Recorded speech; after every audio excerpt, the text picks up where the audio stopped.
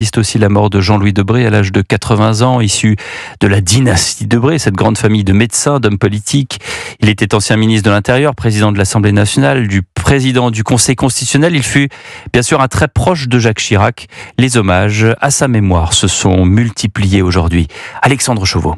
Chers collègues, la Ve République a perdu ce matin l'un de ses plus grands défenseurs et serviteurs. À la tribune de l'Assemblée, où il fut président de 2002 à 2007, Yaël Braun-Pivet rend hommage à l'un de ses prédécesseurs. Les députés observent une minute de silence, puis c'est au tour de François Bayrou de saluer la mémoire de l'ancien président du Conseil constitutionnel. Le premier mot qui me vient à l'esprit, c'est le mot de reconnaissance pour la personnalité qu'il était et pour le parcours qui fut le sien.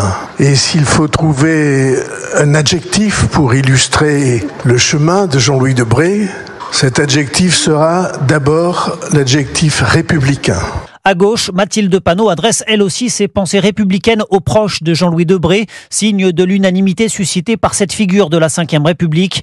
Gaulliste, proche parmi les proches de Jacques Chirac, il fut un temps le meilleur ennemi de Nicolas Sarkozy.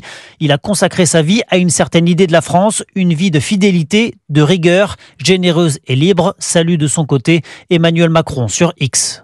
Merci Alexandre Chauveau.